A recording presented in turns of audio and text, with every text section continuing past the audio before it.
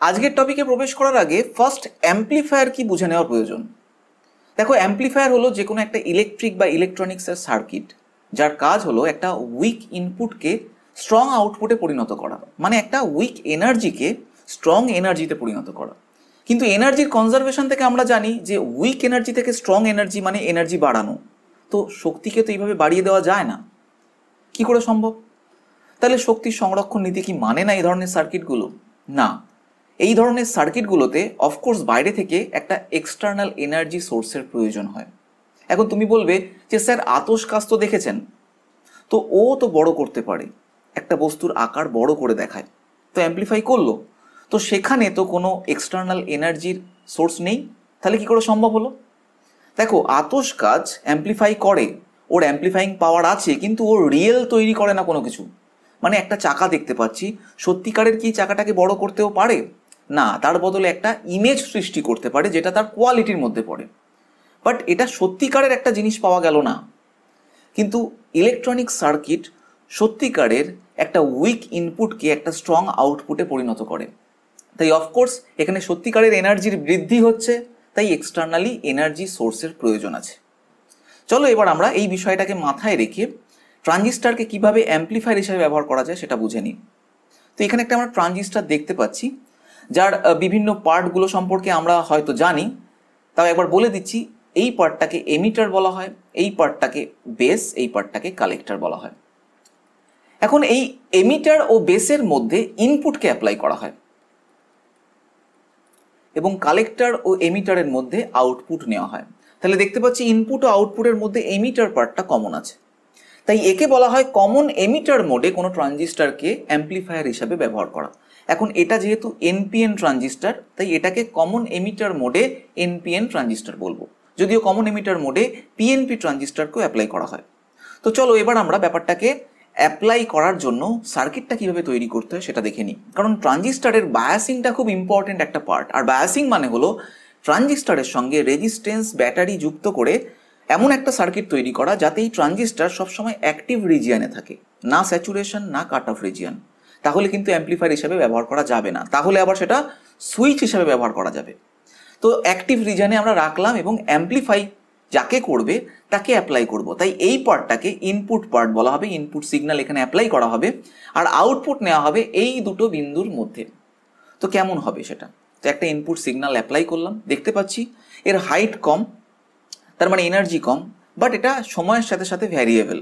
আর output নেওয়া হচ্ছে যে বিন্দু দুটোর মধ্যে, সেখানে আউটপুটটা যেটা পেলাম তার হাইট বেশি, তার মানে এনার্জি বেশি হয়েছে, এবং আগের অপোজিট দেখতে পাচ্ছি ফেজ উল্টে গেছে, প্রায় 180 ডিগ্রি ফেজ শিফট হয়েছে। তো কি করে হলো, কেন হলো, সেগুলো নিয়ে অ্যান্সার আমি এক্ষুনি বলবো। তো যেহেতু এখানে ইনপুট সিগন্যাল আমি অ্যাপ্লাই করেছি যেটা টাইমের সাথে সাথে ভ্যারিয়েবল, কিন্তু অলরেডি এই ইনপুটের মধ্যে একটা ব্যাটারি তো আছে, ফিক্সড ভোল্টেজের ব্যাটারি আছে, এবং যেটা এই ইনপুটটাকে ফরওয়ার্ড বায়াসে রেখেছে। কিন্তু এই ইনপুট সিগন্যাল এই কনস্ট্যান্ট ভোল্টেজটাকেও ভ্যারি করানো শুরু করবে। যদি ভ্যারি করায়, তাহলে এখানে যে ইনপুট কারেন্ট আছে যাকে আমরা জানি বেস কারেন্ট, সেটাও টাইমের সাথে সাথে ভ্যারি হওয়া শুরু করবে। এবার এই অ্যাম্প্লিফায়ার সার্কিটের মধ্যে আর ইনপুট আর আর আউটপুটের মধ্যে একটা গভীর রিলেশন থাকে। কিরকম? ইনপুট রেজিস্ট্যান্সকে অফকোর্স আউটপুট রেজিস্ট্যান্সের তুলনায় অত্যন্ত ক্ষুদ্র হতে হবে, যাতে অ্যাম্প্লিফাই ভালো পরিমাণে করতে পারে। অ্যাম্প্লিফাই কাকে করে? জেনারেলি কোনো একটা ভোল্টেজকে করে। তাই ভোল্টেজ রিলেটেড পার্ট আমরা জানি কারেন্ট নয়তো রেজিস্ট্যান্স। তাই রেজিস্ট্যান্সটাকে এখানে আউটপুটে অনেক বড় রাখতে হয় যাতে ভোল্টেজটা অ্যাম্প্লিফাই বেশি পরিমাণে করতে পারে।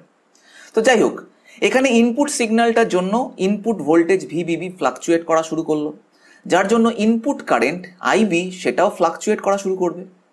কিন্তু আর ইনপুট অত্যন্ত ক্ষুদ্র আছে, এটার একটা সুফল পাবো। কিরকম? যে হতে পারে ভোল্টেজের ভ্যারিয়েশন হবে, কিন্তু সেটা যত পরিমাণে হবে তার থেকে বেশি পরিমাণে কারেন্টের ভ্যারিয়েশন হবে। কেন? কারণ আমরা জানি ওহমস ল অনুযায়ী V by R is equals to I. যেহেতু এখানে আর ইনপুট অত্যন্ত ক্ষুদ্র, তাই ভোল্টেজের ভ্যারিয়েশন ডেল্টা ভি সেটা যদি ক্ষুদ্রও হয়, তাহলে আরটা যেহেতু আরও ক্ষুদ্র, তাই কারেন্টের ভ্যারিয়েশন সেটা একটু বড় হবে। এবার এটাকে মাথায় রাখলাম।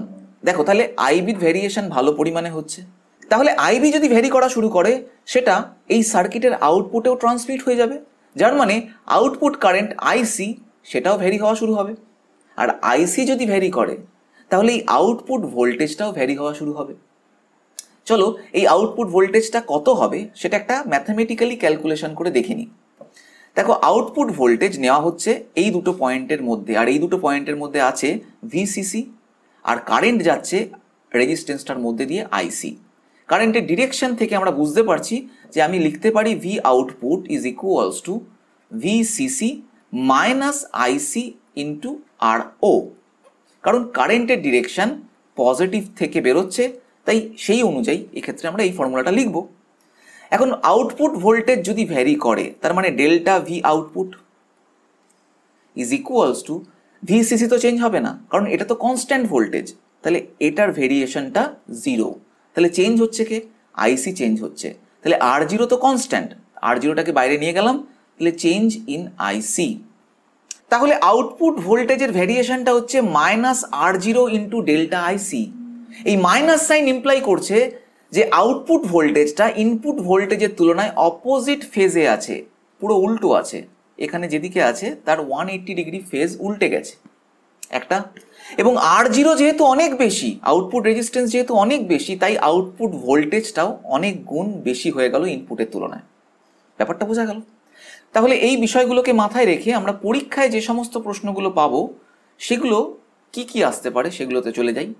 আসতে পারে কারেন্ট গেইন কত এই সার্কিটের, অর্থাৎ কারেন্ট কি পরিমাণ বিবর্ধিত হয়েছে।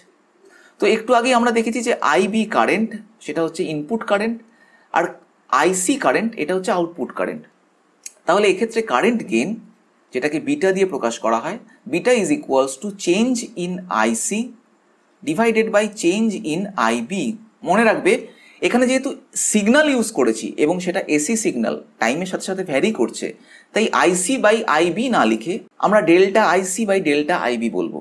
এবং কারেন্ট গেনের নির্দিষ্ট কোনো একক হয় না, বুঝতেই পারছি সমজাতীয় রাশির অনুপাত বলে। এবার চলে আসি ভোল্টেজ গেন। ভোল্টেজ গেন মানে হচ্ছে ভোল্টেজ ইনপুট ভোল্টেজে যা ছিল, আউটপুট ভোল্টেজ যা হলো সেখানে কত পরিমাণে বাড়লো। ভোল্টেজ গেনকে আমি যদি বলি A amplification of voltage AV is equals to output voltage divided by input voltage. এখন আউটপুট ভোল্টেজ মানে আমরা একদম একটু আগেই শিখেছি যে current, output current into output resistance R zero divided by input current that is IB by input resistance R input. এখন IC by IB একটু আগেই দেখেছি, এক্ষেত্রে সেটাই হবে কি delta IC by delta IB. তাহলে যেহেতু এখানে ভ্যারিয়েশন সবই আছে তাই আমি ডেল্টা দিয়ে প্রকাশ করলাম। তাহলে delta IC by delta IB জায়গায় আমরা বিটা লিখবো। আচ্ছা, অনেক বইতে না এই বিটাকে বিটা এসি বলা আছে, কারণ ওখানে বিটা ডিসি লেখা আছে আইসি বাই আইবিকে। যেহেতু এখানে আইসি আইবি দুটোই ভ্যারি করছে, তাই ভেরিয়েবল হওয়ার জন্য, অল্টারনেট করার জন্য, তাই এটাকে বিটা এসি দিয়ে বলা আছে। যাই হোক, এরকম আমি বলে নিলাম। তাহলে এটা কি হয়ে যাচ্ছে beta AC into R output by R input. এটা হয়ে গেল ভোল্টেজ গেনের ফর্মুলা। নিশ্চয়ই এরপর এই ফর্মুলাকে অ্যাপ্লাই করে অঙ্ক করতে তোমাদের আর কোনো অসুবিধা হবে না। এবার চলে আসি এর পরের ইম্পর্টেন্ট জায়গায়, পাওয়ার গেন। পাওয়ার গেন কিভাবে তুমি ক্যালকুলেশন করবে? পাওয়ার গেন মানে output power by input power, output power divided by input power. তাহলে আউটপুট পাওয়ার, পাওয়ারের ফর্মুলা কি আমরা জানি, P equals to I into V. Already আমরা কারেন্ট এবং ভোল্টেজের ফর্মুলা পেয়ে গেছি। তাহলে আউটপুট পাওয়ার মানে delta IC into delta V output divided by delta IB into delta V input. একটু আগেই এই delta IC by delta IB বার করে নিয়েছি, দ্যাট ইজ কারেন্ট গেন, তার মানে বিটা এসি। ভোল্টেজ গেন যেটা মানে একটু আগেই পেয়েছি delta V output by delta V input, তাহলে সেটা হচ্ছে beta AC into R output by R input. সেটাকে লিখে দিই, তাহলে beta AC into R output by R input. So power গেনের ফর্মুলাটা ফাইনালি কি বেরোলো, বিটা এসি তার square into R output by R input. তাহলে এই ফর্মুলাগুলো মনে রাখতে নিশ্চয়ই আর কোনো অসুবিধা হবে না। কারেন্ট গেন মানে হচ্ছে বিটা এসি, ভোল্টেজ গেন মানে হচ্ছে beta AC into R output by R input, আর পাওয়ার গেন মানে হচ্ছে beta AC square into R output by R input. Okay, তাহলে আজকের এই ভিডিও থেকে তোমরা ট্রানজিস্টরকে কিভাবে অ্যাম্প্লিফায়ার হিসেবে ব্যবহার করা যায়, তার কি ফর্মুলা আসতে পারে পরীক্ষায়, তার উপর অঙ্ক যদি আসে কিভাবে সলভ করবে, তাছাড়া এই ফর্মুলাগুলো কি করে আসলো সেটাও তোমরা বুঝতে পারলে। এই ভিডিওটা যদি ভালো লেগে থাকে তাহলে অবশ্যই লাইক, শেয়ার ও সাবস্ক্রাইব করো। আর যদি এখনো কোনো প্রশ্ন থাকে, কিছু জিনিস এক্সট্রা আরও জানতে চাও, তাহলে অবশ্যই কমেন্ট বক্সে লিখে জানাও, আমি তার উত্তর অবশ্যই দেবো। আজকের মতন এখানেই শেষ, নেক্সট ভিডিওতে আবার অন্য কিছু নিয়ে আসছি। টাটা।